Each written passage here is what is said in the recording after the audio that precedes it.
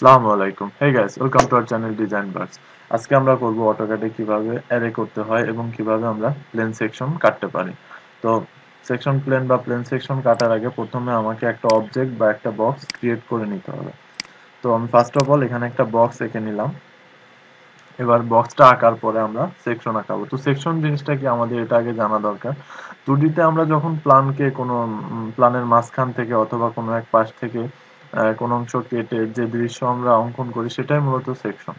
তো 3D তে আমাদের এত কষ্ট বা এত পরিশ্রম করার প্রয়োজন হবে না। জাস্ট আমরা যদি যে অবজেক্টের সেকশন করতে যাচ্ছি সেই অবজেক্টকে যদি 3D তে ক্রিয়েট করে শুধুমাত্র সেকশন প্লেন কমান্ডটা সিলেক্ট করি এবং যে পাশ থেকে যে প্লেন থেকে আমরা কাটা শুরু করতে যাচ্ছি সেই প্লেনে একটা ক্লিক দিলে একটা বক্স চলে আসবে।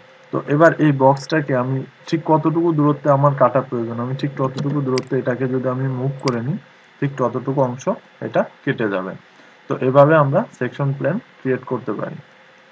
আচ্ছা, তো নেক্সট কমান্ড হচ্ছে আমাদের অ্যারে। তো অ্যারে করার জন্য আমাদের যে কাজটা করতে হবে, তো ফার্স্ট অফ অল যদি আমরা রেক্ট্যাঙ্গুলার অ্যারে চিন্তা করি তাহলে কিরকম হবে ব্যাপারটা। সে আমি একটা বক্স নিচ্ছি। আমি একটা বক্স নিলাম। আচ্ছা, এবার এই বক্সটাকে আমি অ্যারে করব। তো আমি এটাকে সিলেক্ট করে অ্যারে কমান্ডে ঢুকলাম।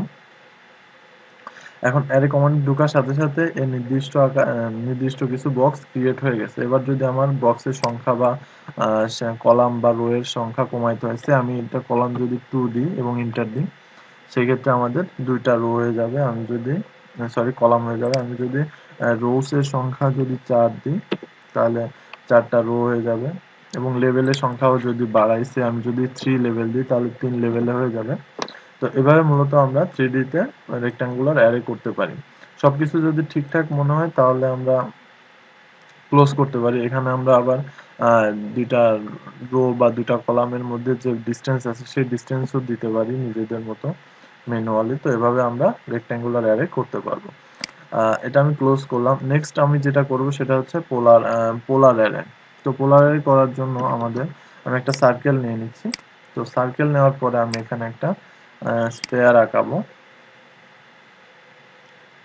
আমি এখানে একটা স্পেয়ার আঁকাইলাম। আচ্ছা, এখন আমি স্পেয়ারটা এই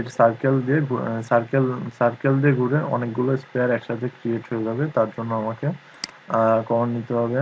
আমি এটাকে সিলেক্ট করে নিই। সিলেক্ট করে পোলার অ্যারে যেহেতু, সো আমি পোলার অ্যারেটা নিয়ে নিচ্ছি এবং এর সেন্টারটা সিলেক্ট করে নিচ্ছি।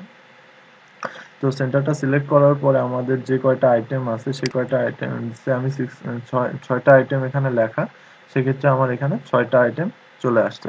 তো আমি এখানে যদি 7 বা 8 এন্টার দিই তাহলে 8টা আইটেম চলে আসবে। আমরা যদি এখানে রোর সংখ্যাও বাড়াইতে পারি, সে 2 দিতে পারি। আবার লেভেলের সংখ্যাও বাড়াইতে পারি। লেভেলের সংখ্যা যদি 2 দিই তাহলে 2টা লেভেলে চলে আসবে। তো এখান থেকে আমরা আবার সাইজ সরি এখান থেকে আমাদের ডিসটেন্সটাও আমরা নিজেদের মতো করে দিয়ে দিতে পারি। তো সবকিছু ঠিকঠাক থাকলে আমরা যদি ক্লোজ অ্যারে দিই তো সেক্ষেত্রে আমাদের অ্যারেটা কমপ্লিট হবে। আচ্ছা, তো নেক্সট যে অ্যারেটা আছে সেটা হচ্ছে পাথ অ্যারে। তো পাথ অ্যারের জন্য আমি একটা স্প্লাইন ক্রিয়েট করি।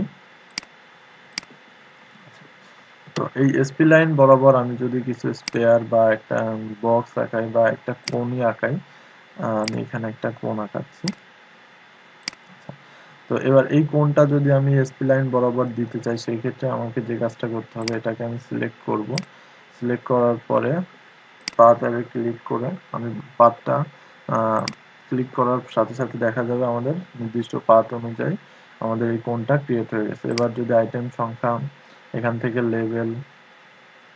থেকে আমরা আইটেম সংখ্যা চেঞ্জ করতে পারবো না, কিন্তু আমরা এখান থেকে ডিসটেন্সটা চেঞ্জ করতে পারবো। সেই ডিসটেন্সটা যদি আমি 1000 দিই সেই ক্ষেত্রে আমাদের যে অবজেক্ট সংখ্যা আছে অবজেক্ট সংখ্যা কমে যাবে বা বেড়ে যাবে। এভাবে আমরা কাজটা করতে পারি। এখানে রো বা লেভেলস এর ব্যাপারটাও সেম। আমরা সে 2 লেভেল দিলে 2টা লেভেলে ক্রিয়েট হয়ে যাবে। তো এভাবে আমরা কাজগুলো করতে পারি। তো এখান থেকে আমরা বেস পয়েন্ট বা ট্রানজেন্ট হিসাবে বা মেজারমেন্ট হিসাবেও আমরা অ্যারেগুলো নিতে পারবো। তো এভাবে আমাদের অ্যারের কাজ করতে পারবো। তো এখান থেকে আমি ক্লোজ দিলাম। ক্লোজ দেওয়ার পরে আমাদের অ্যারের কাজ কমপ্লিট হলো। তো আজকে এই পর্যন্তই। সবাই আশা করি ভালো আছেন এবং ভালো থাকবেন। আমাদের ভিডিওটি ভালো লাগলে অবশ্যই আমাদেরকে লাইক দিবেন এবং সাবস্ক্রাইব করতে ভুলবেন না। Thank you. Bye by.